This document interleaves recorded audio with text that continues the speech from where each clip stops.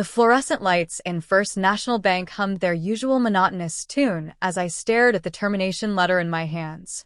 Attitude issues, it said. Failure to maintain professional demeanor. The words blurred as my eyes filled with tears of frustration. I'd worked as a loan officer at this branch for 3 years. 3 years of arriving early, staying late, and exceeding every quota they threw at me. And now, because I'd questioned Mr. Davidson's decision to deny the Martinez family's mortgage application, a family that clearly qualified, I was being shown the door. "Sarah, I need you to clean out your desk and return your access card," Davidson said, his voice cold and detached. He stood in the doorway of his corner office, arms crossed, that smug expression I'd grown to hate plastered across his face. The rain outside Pittsburgh's financial district matched my mood perfectly. Gray clouds hung low over the steel and glass buildings, and the October wind rattled the windows. I could see other employees pretending not to watch as I packed my personal belongings into a cardboard box. Jenny from customer service shot me a sympathetic look, while Mark from commercial loans just stared at his computer screen, probably grateful it wasn't him.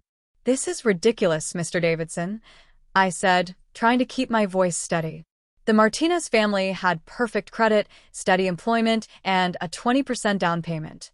"You denied them because I make the decisions here, not you," he interrupted. "Your inability to accept management decisions is exactly why we're having this conversation." I wanted to scream. I wanted to tell him that everyone knew he'd been targeting Hispanic applicants, that his gut feelings about certain clients were nothing more than thinly veiled discrimination. But I bit my tongue. I needed this job. My boyfriend Jake was still in grad school, and my student loans weren't going to pay themselves. As I packed my favorite coffee mug, a gift from Jake that read, "World's Best Loan Officer," I remembered the conversation I'd had with Rebecca Chin just last week. We'd been in the break room together, and I'd asked her about her plans for the weekend. "Going anywhere fun?" I'd asked, making small conversation. "Just staying in," she'd replied, stirring her coffee nervously. "You know how it is when you're single. Quiet weekends at home." "Are you dating anyone?" I'd pressed, genuinely curious, since she was always so private about her personal life. Her face had flushed slightly, and she'd looked uncomfortable. "No, I'm focusing on my career right now. Better to stay unattached, you know?" There had been something in her tone, a hesitation that suggested she was hiding something, but I dropped the subject. Now, as I packed my things, that conversation took on new meaning in light of what I'd witnessed last Thursday. As I carried my box toward the elevator, my phone buzzed with a text from Jake. "How did the presentation go?" Hoping for good news. I couldn't bring myself to text him back yet. How do you tell someone you love that you just lost your job because you tried to do the right thing? The elevator doors closed, and I caught my reflection in the polished metal. 26 years old, business degree from Penn State, and now unemployed. The worst part wasn't just losing my job, it was knowing that Davidson would keep getting away with his unethical practices. That's when I remembered last Thursday, and more importantly, the conversation I'd had with Margaret Davidson at the company Christmas party. Last Thursday had started like any other day, until I decided to grab lunch at that little cafe on Fifth Avenue instead of eating at my desk. I'd been walking back to the bank when I saw him, Mr. Davidson, entering the Marriott Hotel with a woman who definitely wasn't his wife. I'd met Mrs. Davidson at the company Christmas party just 8 months ago. Margaret Davidson was a petite blonde with the kindest eyes I'd ever seen, who worked as a pediatric nurse at Children's Hospital. I remembered our conversation vividly, because it had touched my heart. "You must be Sarah," she'd said, approaching me by the punch bowl. "Richard talks about you all the time. He says you're one of his most dedicated employees." "That's very kind of him to say," I'd replied, surprised that Davidson ever spoke positively about anyone. "He mentioned how you stayed late to help that elderly couple with their reverse mortgage paperwork, even though it wasn't your case anymore." Margaret's smile had been genuine and warm. "That kind of compassion matters. We need more people like you in the world." She'd gone on to tell me about her work with sick children, how she'd been married to Richard for 15 years, and how proud she was of the life they'd built together. "He works so hard to provide for us," she'd said, her love for her husband evident in every word. Sometimes I worry he's too focused on work, but I know it comes from a good place. The woman with Davidson was tall, brunette, and wore a red dress that probably cost more than I made in a month. More importantly, she worked at our bank. Rebecca Chun from the investment department. The same Rebecca who'd gotten promoted to senior portfolio manager just 6 months ago, despite having less experience than 3 other candidates. The same Rebecca who'd lied to me about being single and focusing on her career. They'd disappeared into the hotel together, and Davidson's hand had been on the small of her back in a way that screamed intimacy. I'd stood there on the sidewalk, frozen, watching them through the glass doors until they vanished into the elevator. I'd felt sick to my stomach, not just because of the affair, but because I kept thinking about Margaret's glowing words about her husband, her trust, her pride in their marriage.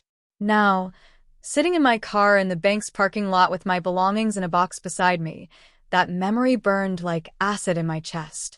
My hands shook as I pulled out my phone and scrolled through my contacts until I found Davidson's number.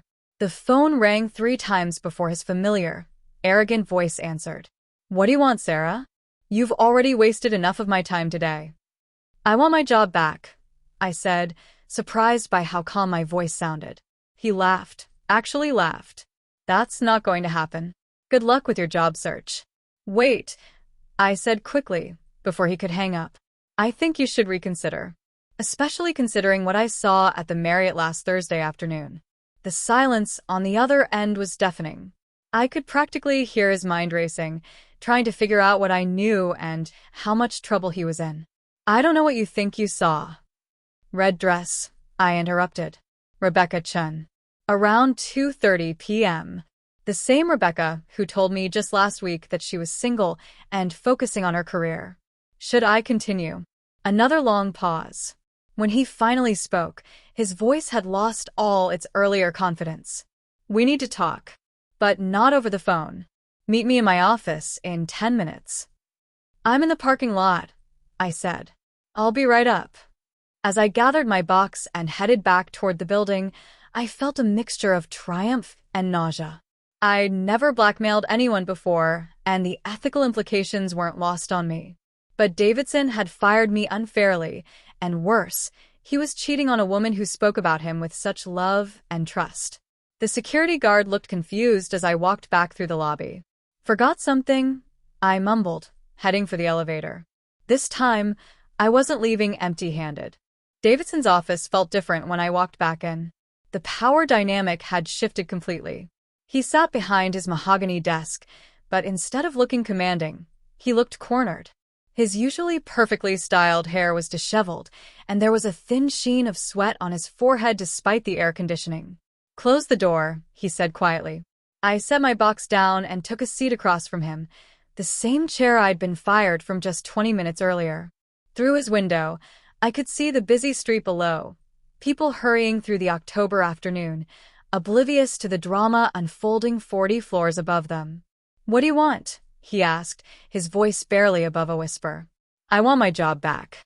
Full reinstatement, no disciplinary action on my record, and I want the Martinez family's loan approved. And if I don't agree?" I pulled out my phone and showed him a photo I'd discreetly taken last Thursday, Davidson and Rebecca entering the hotel together. "Your wife, Margaret, works at Children's Hospital, right? I met her at the Christmas party. Sweet woman. She told me how much she loves and trusts you, how proud she is of your marriage." I paused, letting that sink in. I imagined she'd be very interested to see this. So would HR. And probably the State Banking Commission, considering Rebecca's recent promotion. His face went pale. "You're talking about extortion." "I'm talking about consequences," I replied, trying to project more confidence than I felt. "You fired me because I questioned an unethical decision. You've been discriminating against minority loan applicants for months, and apparently, you've been having an affair with a subordinate who received favorable treatment and lied about her relationship status. Which situation sounds worse to you?" Davidson rubbed his temples. Outside, storm clouds were gathering, and the first few raindrops began hitting his window. "How long have you known?" "Since last Thursday." But I never would have said anything if you hadn't fired me for doing my job. I keep thinking about your wife, about how she spoke about you at the Christmas party. She doesn't deserve this. The mention of Margaret seemed to hit him harder than any threat I'd made. His shoulders sagged, and for a moment, he looked less like a powerful bank manager and more like a man who'd made terrible choices. Rebecca means nothing to me, he said finally. It was a mistake. A moment of weakness. That's between you and your wife, I replied. I'm only concerned with my job. He opened his desk drawer and pulled out a form, the same termination letter I'd been handed earlier. Without a word, he fed it into his paper shredder. The mechanical grinding sound seemed to echo in the tense silence. You get your job back, he said. But this never happened. You tell no one about what you saw, and you never threaten me again. Agreed. On one condition. His jaw tightened. What? The Martinez family gets their loan approved. This week. And no more discrimination. I'll be watching. Another long pause. Then, reluctantly, he nodded. As I picked up my box to unpack my belongings once again, I felt a strange mixture of victory and unease. I'd gotten my job back, and the Martinez family would get their home. But I'd also crossed a line I'd never imagined crossing. My phone buzzed with another text from Jake. Can't wait to hear about your day. Making dinner reservations to celebrate whatever good news you have. If only he knew. 3 weeks had passed since my reinstatement, and the atmosphere at the bank felt like walking through a minefield. Davidson barely acknowledged my existence, communicating only when absolutely necessary for business. Rebecca Chin avoided eye contact entirely, her previous confident demeanor replaced by nervous glances whenever I was in the room. The Martinez family had gotten their loan approval, and I'd had the satisfaction of calling them with the good news. Mrs. Martinez had cried on the phone, thanking me repeatedly in a mixture of English and Spanish. Their joy had made the ethical complexity of my situation almost bearable. Almost. I was reviewing loan applications when Jenny from customer service approached my desk. Sarah, can I talk to you for a minute? We walked to the break room, where she glanced around to make sure we were alone. Something weird is going on with Davidson and Rebecca, she said in a low voice. Have you noticed how strange they've both been acting? My heart skipped. Strange how?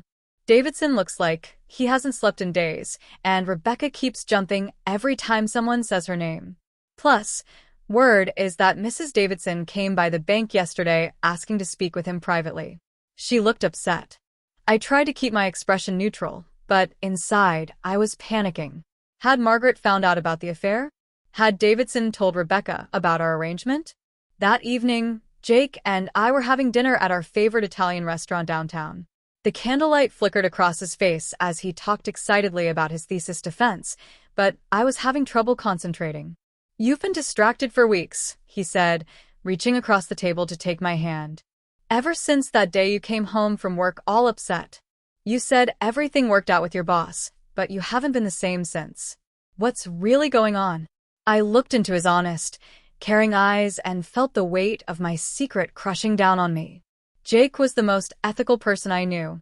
He volunteered at a homeless shelter, tutored underprivileged kids, and had once returned a wallet with $300 cash to its owner instead of keeping it when we were struggling to make rent. I need to tell you something, I said finally, about what happened at work. And so I told him everything. The discrimination, the affair, the blackmail, the reinstatement. Jake listened without interruption, his expression growing more serious with each detail. When I finished, the silence stretched between us like a chasm. I was terrified he'd be disgusted with me, that he'd see me as someone who'd compromised her integrity for personal gain. Finally, he squeezed my hand. That must have been incredibly difficult for you. You don't think I'm terrible? I asked, my voice small. Terrible? Sarah, you were fired unfairly for trying to protect a family from discrimination. Your boss was abusing his power in multiple ways, and you found yourself in an impossible situation. He paused, choosing his words carefully. Look, I wish there had been another way to handle it, but you were protecting your career and fighting injustice.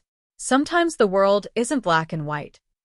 But the affair, is between Davidson and his wife, Jake said firmly. You didn't create that situation, and honestly, it's not your responsibility to protect their marriage. You're not a marriage counselor or a moral police officer. You had evidence of professional misconduct, and you used it to correct an injustice. Tears roll down my cheeks. I keep thinking about his wife, about how she spoke about him at the Christmas party. And that shows what a good person you are, Jake said softly. But Sarah, you can't carry the weight of everyone else's choices. Davidson made the decision to cheat. Rebecca made the decision to lie about her relationship status and accept favoritism. You just made the decision to protect yourself and do right by the Martinez family. My phone rang, interrupting our conversation. Davidson's name appeared on the screen. Don't answer it, Jake said. Whatever drama is happening at that bank, it's not your problem anymore. You did what you had to do, and now you move forward. I let the call go to voicemail. Later that night, as we walked hand in hand through Pittsburgh's quiet streets, Jake turned to me. You know what I think? I think you're stronger than you realize. You stood up for what was right, even when it was complicated and messy. That takes courage. It doesn't feel courageous, I admitted. It feels morally gray. Welcome to being an adult, Jake said with a sad smile. Most of the important decisions we make aren't between good and evil. They're between competing goods or choosing the lesser of evils. You chose to protect your career so you could keep fighting for families like the Martinezes. That's not selfish, that's strategic. As we reached our apartment, I felt something I hadn't felt in weeks. Peace. Not complete peace. I knew the situation at work would remain complicated, but the peace that comes from being truly known and accepted by someone who loves you. The rain that had been threatening all week finally began to fall, but this time, it felt like a cleansing rather than a storm. Tomorrow would bring new challenges, new moral complexities, new decisions to navigate. But for tonight, I was exactly where I belonged, walking through the rain with someone who understood that doing the right thing isn't always simple, but it's always worth fighting for.